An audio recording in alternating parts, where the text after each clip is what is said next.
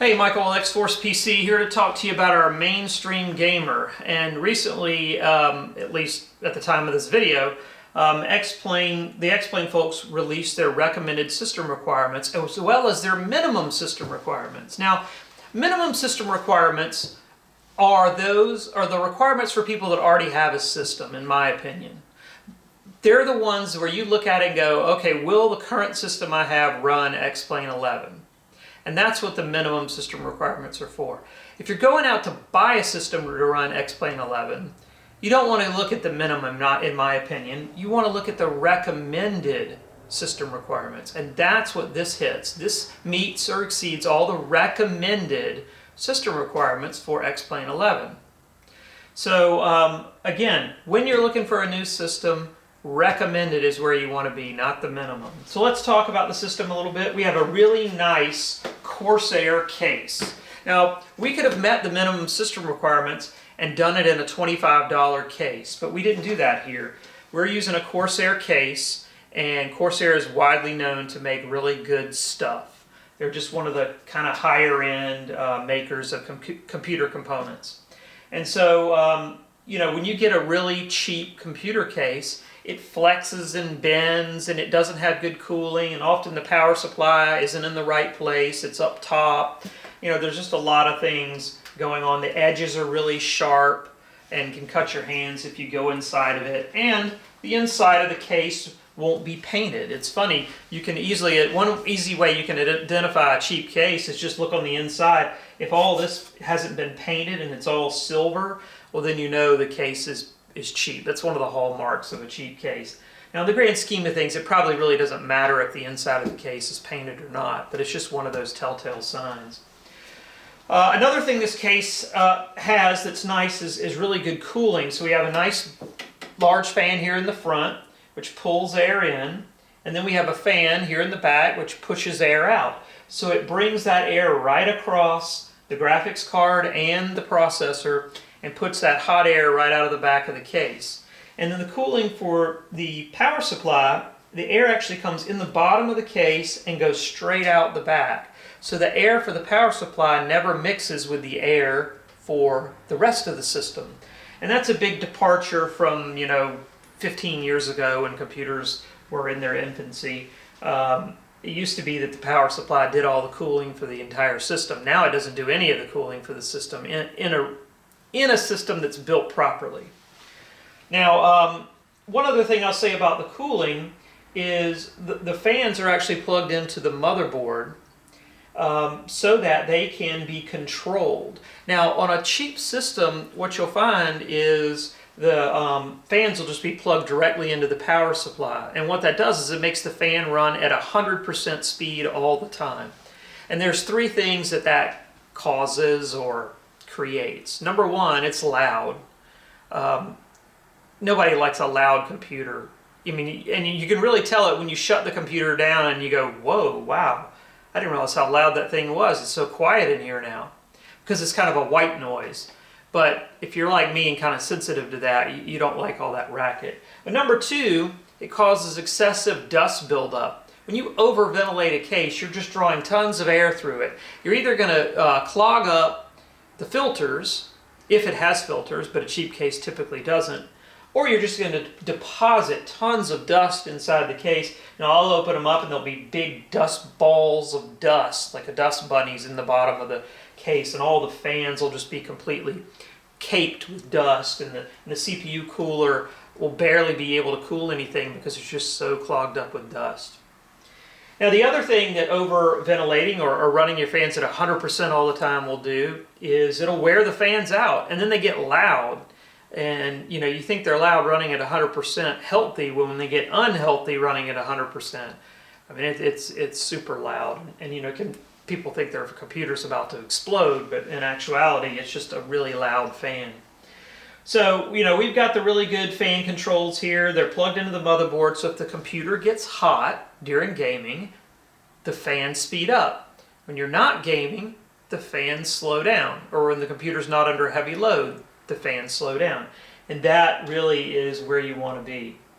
Now, talking about some of the components, you know, I mentioned the power supply briefly earlier. We have a really nice 500 watt power supply, you know, we could buy a power supply for 20 bucks. Okay, that provides 500 typical or supposed watts. But no, we spent more than that on this power supply. This is a nice 500 watt, and it will deliver all the power that you need. The new Intel processors, the new NVIDIA graphics cards have gotten so much better on power consumption. In fact, the video card that we're using in here doesn't even require an auxiliary power plug to plug into it to provide power. It can get all the power it needs out of the PCI Express slot. But the power supply does have auxiliary plugs for that type of power supply. So if you decide to upgrade, that type of video card. So if you decide to upgrade your video card later, or you decide to opt for the 1060, which is one of the options we give, we still do have those plugs where you could go with a bigger and badder graphics card down the line if you want to. Now, mentioning the graphics card, it's a 4 gig GTX 1050 Ti, and that meets the recommended system requirements for X-Plane. They recommend a 4 gig or greater graphics card. And we do offer the 1060 with 6 gig. And that's not a bad upgrade, especially if you plan to run 3 displays or do triple display on this. This card can do triple 1080p monitors, but if you're going to do that, you probably want to consider that GTX 1060 upgrade. If you're going to run it on a single display, then there's really no need for that. This will do a great job. Now, moving on, the processor, 3.2 gigahertz base clock. It will turbo up to 3.6 gigahertz. That means that if the cooling is good and the power delivery is good, then it can go up to that 3.6 gigahertz and in many cases stay at that 3.6 gigahertz as long as required. And of course we have really good cooling and power delivery in here, so I'd like to think that it could stay at that 3.6 gigahertz for an extended period of time. And of course X-Plane recommends a quad core, and this is a quad core processor. We have 16 gigs of RAM in here, DDR4. X-Plane recommended system requirements are 16 gig. System does support up to 32, but I don't really see much of a need for that. I haven't seen X-Plane 10. I haven't done as much testing with the beta version of version 11 because it's a really early beta right now, but I don't see anything more than 16 being necessary, reasonable, or even worth doing. In fact, 8 gig is really all you need in my opinion, and then 16 kind of gives you, a whole lot extra to deal with.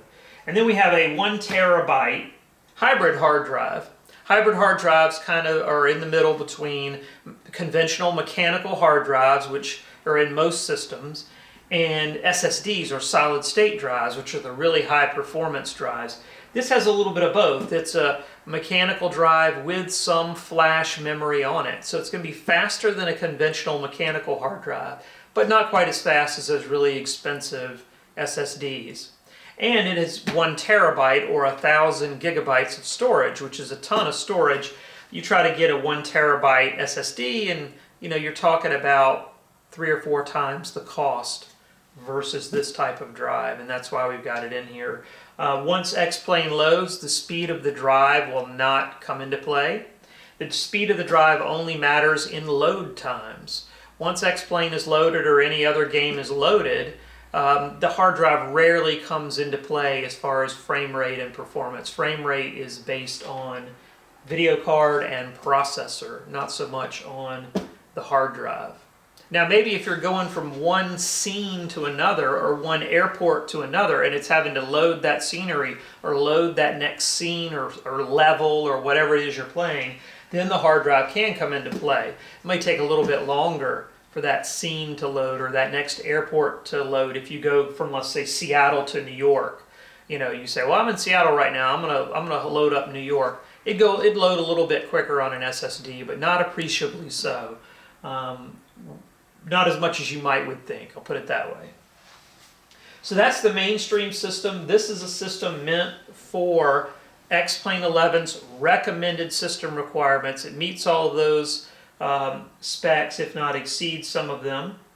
And as I mentioned earlier, I don't recommend basing a new PC purchase on the minimum system requirements. I recommend it based on the recommended, not the minimum. Hope that helps. If you have any questions, email me, michael@xforcepc.com. Again, that is michael@xforcepc.com.